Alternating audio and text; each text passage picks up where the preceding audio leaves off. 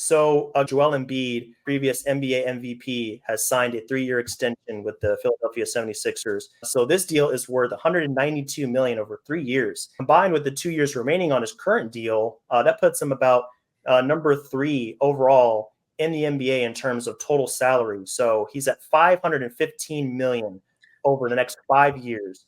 Embiid will be a Sixer until 28 or 29. It depends on whether or not he picks up that player option in the last year of his deal. Basically, they took that year that was a player option in 26, 27, was declined by default, and then that will serve as the first year of the extension. Obviously, Embiid is one of the top 3 or 4 players in the NBA.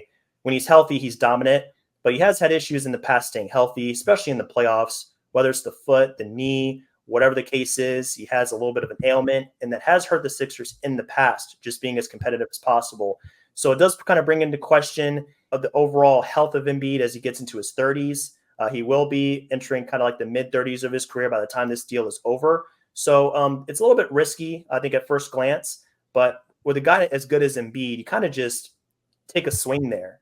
He's definitely one of the best players in the NBA, probably one of the best players in Sixers history, and just one of the greats in the game. Yeah, I mean, I don't think my impressions were altogether different than yours. I think you're right in that, like, in a literal sense, yeah, there's some risk here for the Sixers. You're signing up to pay a guy into his mid-30s who has been injured virtually every year in the playoffs.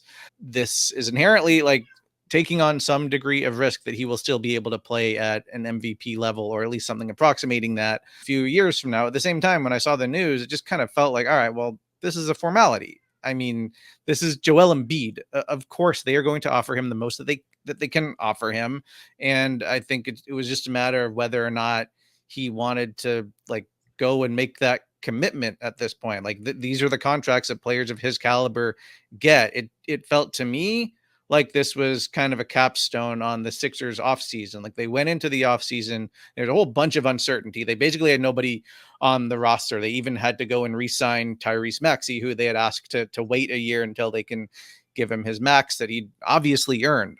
And they end it with a like fairly deep team with a big 3, and then a bunch of guys who I think slot in quite well around them. Like I thought they might lose Kelly Oubre in the summer just because he'd come on a minimum last year. They are limited in terms of how much they were able to pay him. They didn't just not lose him. They kept him on a team-friendly deal. And then they also went and stole Caleb Martin from the Heat, which was just like a crazy sort of turn of events in that he was actually offered more from the Heat, turned it down, tried his luck in what turned out to be a terrible market for free agents, and the Sixers end up being the beneficiaries of that. I like some of their other moves too. Like I liked taking a flyer on Gershon Yabusele after seeing what he did in the Olympics and just the numbers he's been putting up overseas since he left the Celtics. I liked bringing back Kyle Lowry, thought he was great in the role that he played for them last year. Would have liked to see them, retain Nick Batum. I think that was close. They couldn't do it, but I think this is a statement from Embiid, really, that he's comfortable there, that he wants to finish his career there. He did literally put that on Instagram.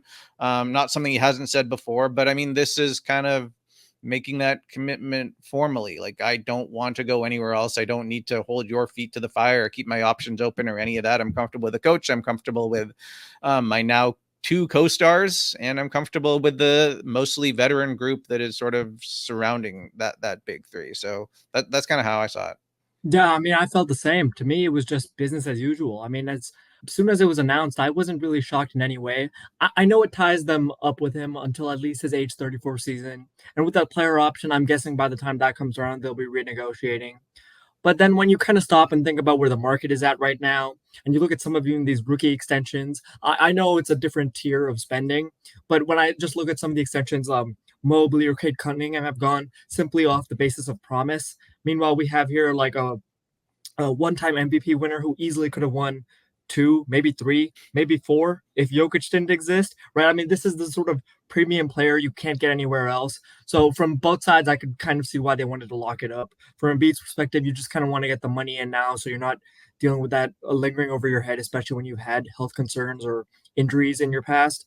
So it just seemed like a deal that made sense. And then when you start looking at the roster they've assembled, I can see from his perspective being pretty happy with that as well. Maxey will also be tied to him now for the next 5 seasons. Paul George will be there for at least 3 to 4 years in all likelihood. And considering the seasons those two just came off of, you feel pretty happy that you have two co-stars who supplement you well and also complement each other very well. And then with the supporting cast, as you went over, I thought Oubre was nice. I like Jared McCain in the draft. He might not be ready for this year, but you're locked up now for 5 years. By year 2 or 3, I think he could be a really important piece. Caleb Martin in the regular season, I sometimes have qualms with him, but then every time he comes on the postseason and just makes everything, it just completely catches on fire. So just for that value, I like having him there as well. Yabusele I thought was really great in the Olympics, and that poster dunk on LeBron was chef's kiss, beautiful. But I like the addition of Drummond as well. If you're going to lose Paul Reed, I think Drummond as a backup center who is not quite as foul prone as Paul Reed makes him a little bit more dependable when Embiid does get hurt. So I like that addition for kind of stabilizing you in the regular season. I just think Philly is a good team, and if you're someone like an Embiid and you see, okay, I'm trust the process. I'm kind of associated with this franchise now to carry them to a promised land. No one has been able to take us to since, I don't know, Moses Malone, Iverson, maybe, I guess, since he took him to the finals. Like, I think almost in a way would probably feel like he owes something to the city that's believed in him so much. So I think now's the time to make it happen. And this is kind of your signaling your commitment that, hey, I'm putting my roots down here and let's go. We have a 4 or 5 year window here. Let's cook. It's just kind of like a little cherry on top of this summer of extensions, veteran extensions. And Bobby Marks posted on Twitter the amount of money that's gone out this summer alone, 15 players since July 1st, 1.9 billion with a B dollars in extensions. Brunson, Curry, Tatum, Embiid, tons of guys marking in. So just crazy money going along right now. But I mean, if you're that tier player, it's a no-brainer. And Embiid definitely is that guy. He's going to carry the Sixers for years to come.